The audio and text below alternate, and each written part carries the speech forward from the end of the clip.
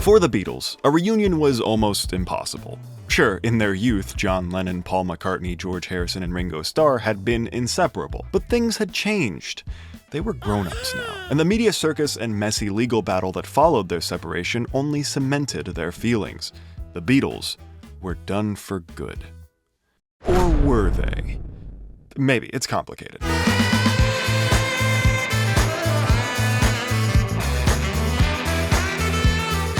I love the Beatles. I typically try to be pretty moderate with my musical opinions, but when it comes to the Fab Four, I don't hesitate. I think they're the best band ever. But even I can admit that they had a bit of an unfair advantage. Partly that they got there first, but more importantly that they broke up before it got boring. 10 years in and out, no Hurleys. Of course, that didn't stop everyone and their mom from begging the band to get back together, but as stated earlier, it just wasn't very likely. Their priorities and personalities had shifted too much, and I'm sure some part of them must have thought, what's the rush? Then, John Lennon died. It was senseless and tragic, only a decade after the breakup, and suddenly everyone began to feel a sense of urgency. They had to do something. The only question now was what? Well, to answer that, we need to go back to before all this breakup business. Actually, just before. Like 2 months before. Although I couldn't find the exact quote, a McCartney interview from the 90s mentioned the discussion of a documentary all the way back in February of 1970. Now, the Beatles were no strangers to filmmaking, even documentary filmmaking, as that same year's Let It Be would prove. These guys were willing to put everything on tape, even the slow, sad dissolution of their band, but this project would be different, looking away from the present and towards the past, with working title The Long and Winding Road clearly indicating that this was meant to be a nostalgic and sentimental outing. I hope you can imagine why no one was in the mood to make the damn thing in 1970. But everything changed when John died. So starkly that the remaining Beatles would be writing letters to 10 popular film directors just a year later, in late 1981. A date we only learned because of an anecdote from Paul. Anyway, the one person who did ring up is Steven Spielberg, who was just making a film called E.T., and I said, E.T., what's that about? And he said, extraterrestrial, which if you ask me, is a pretty apt description. And while Spielberg would recommend Martin Scorsese in his stead, the plans would fall through regardless, as John's death would prove only so effective at stopping these dummies from constantly suing each other. It is unfortunate Paul's not here because he was the one who had the speech in his pocket. It wouldn't be until 1989 when all that mess would finally settle and the band could again consider some form of a reunion, though the exact details were still causing confusion. Of course, the baseline would be the documentary, as well as a few compilation albums, but the idea did come up many times to stage a formal Beatles reunion, meaning getting in the studio, recording new material, and performing that material live as a band. This could have even led to the first songs written by Harrison and McCartney, though none of that would remain in conversation for long. Paul, George, and Ringo had fully planned to get together and record something at the beginning of 1993. The plans were loose, nothing had been written, but before they could even sit down together with their instruments, Paul called it off, for the same reason the band would eventually decide against touring. It wouldn't really be the Beatles. It would be the Threedles. It would work. We could do it. But I don't think it's seemly, really. I think all the Beatles' work is a body of work, and John was included in it. In these CDs and the Anthology, John is there. We don't even deal with John's death because it wasn't in the Beatles. It was after the Beatles. So I think a tour, or anything like that just involves the three of us, is not a very attractive proposition to me, anyway. So they stuck to the documentary idea for now, ditching the plan of working with a big director along with any hopes of recording new songs. But as time passed, opportunity came knocking. Paul McCartney and Yoko Ono had never been friends. Though the rumors of his utter disdain for Lennon's mistress-turned-wife have been largely overblown, they also haven't quite been disproven. The guys had a special rhythm going on that was slowly drifting off time for years, but John bringing on some strange lady to sit in the corner all the time didn't exactly help either. And the Beatles broke up before any of them really got to know Yoko outside of a courtroom. That would all change, however, in 1994, about a year after the band were supposed to hit the studio together. McCartney called Ono out of the blue to wish her a Happy New Year, and a conversation bloomed from there. They kept in touch in the weeks that followed until Lennon's Rock and Roll Hall of Fame induction brought the old goat stateside, and eventually over to Yoko's apartment. There, she showed him a few tapes, old demos that John never finished. Now, Paul wasn't stupid. He knew that tapes like these existed and knew that they could be used as a foundation for some new Beatles songs. It was the only way that all 4 band members could collaborate anymore. But it wasn't until he heard the tapes that the light bulb above his head really started shining. They were Grow Old With Me, which had already been released on Lennon's posthumous Milk and Honey, as well as the as yet untouched Real Love, Free as a Bird, and a mysterious 4th track that we'll get back to. Because right now, the only one that really caught Paul's ear was the second from the bottom. Free as a Bird was strong and catchy, but there was a twist. It was unfinished. When he gets to the middle, he goes, "Whatever happened to the life that we once knew? Da, da, da, da, da, da." And you can see that he's trying to push lyrics out, but they're not coming. He keeps going as if to say, well, I'll get them later. Well, he never got round to getting them later. So, just a few weeks later, the remaining Beatles would return to the studio for the first time in 24 years to record 2 new songs together. But with Real Love essentially already written, it would be Free as a Bird that would pose the real challenge. The Threedles would have to get creative together. This was a problem for many reasons. For one thing, to put it bluntly, John was a martyr. The whole situation has obviously gotten a lot more complicated as the decades since have become complicated, but in the simple world of the 80s and 90s, a man talked about peace and got shot, so now we all wear Imagine t-shirts. It's one thing for a friend to try to finish a dead friend's project. It's a whole other thing for Paul McCartney to try and finish John Lennon's songs. As far as the average person knew, the saintly Lennon died hating the sellout McCartney because he sucked as a writing partner so bad. But the truth was obviously far less dramatic. As I mentioned earlier, the Beatles' breakup really was about as explosive and toxic as the press made it out to be. But that was about a decade before Lennon died. In the meantime, walls were slowly brought down, communication was brought back, and the old duo even got together now and then. The famous story comes from one night in 1976, when SNL's Lorne Michaels unknowingly offered the Beatles a whopping $3,000 to reunite, as John and Paul watched on and shared a laugh. They briefly considered coming down to 30 Rockefeller and pranking the entire planet, but it was just too much effort. So when John died and it came out that Paul would be touching up some of his songs, everyone assumed the worst. The band knew this, so before they even stepped into the studio, they came up with a less stressful headspace. Let's pretend John's gone on holiday and he sent us a cassette and said, "Finish this up. I trust you. Just do your stuff on it. Finish it up for me." If only it could be so simple. You see, it wasn't just Paul defacing the sacred texts.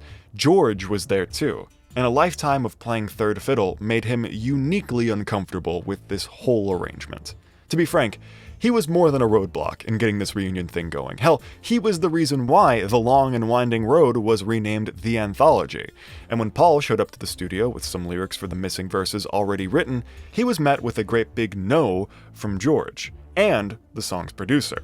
Always a little brother of the band, Harrison suggested fellow traveling Wilbury Jeff Lynne for the job. Not only because their old pal George Martin was getting up there in years, but likely because he wanted a little backup in the studio, explaining to the press that, "I miss John in as much as we could have a good laugh, and also, I think he was a good balance. I miss him in the context of the band, because he wouldn't take any shit. And I think that aspect's missing, and in some ways I feel I'm trying to make up for that aspect of John, because I don't like to take much shit either. What I mean by that is, I want truth, and John was good at that." Paul, to his credit, agreed to work with Lynne and agreed to George's suggestions, though begrudgingly. Rightly enough, George and Jeff Lynne said this, and then George started hacking the lyrics to pieces. I must admit, as a pride thing, that got a little difficult. I had to live with it though, and I say now that he was absolutely right to do it, and I'm glad he did it. But whilst it was going on, it was a little bit hairy. It was like, here's George savaging my lyrics. Am I happy about this? And I had to keep saying, yeah, sure, he's right. And he was. Jeff's work extended beyond simply shielding George from Paul's silver hammer, as John seemed capable enough of producing his own share of drama from beyond the grave. As immaculate as these recordings may sound to a layman like you or I, a lot of work had to be put into cleaning them up before it could be built upon. Not only because they were essentially recorded on a bargain bin tape deck, meaning the vocals had to be carefully isolated from the buzzing, clicking, and instruments, but because John couldn't keep time. That's not to diss the man. Even Paul would come to his defense on the subject, arguing that no one's perfect at home, but it did pose a problem. Lynn had to stretch the most advanced audio editing technology of the time to its limits to remaster Lennon's recordings.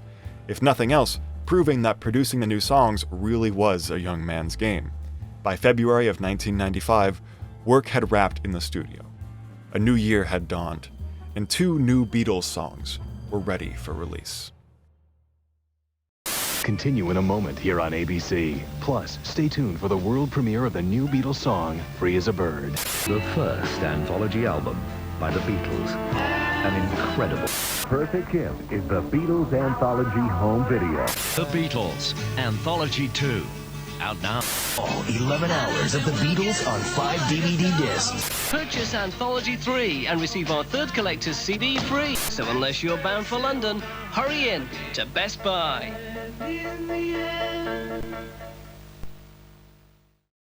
And so the day finally came. On November 19th, 1995, the first episode of the Beatles Anthology documentary series aired on ITV and ABC, followed soon after by the single Free as a Bird. Both were huge hits, with the next year or so of added releases marking a considerable rise in Beatles nostalgia in the 90s and beyond, possibly even into the 2000s, as in terms of sales, the Beatles compilation disc 1 was the most popular album of the decade. But no amount of success could change the fact that, as far as I could find, this project, the Beatles Anthology, was never officially called a reunion.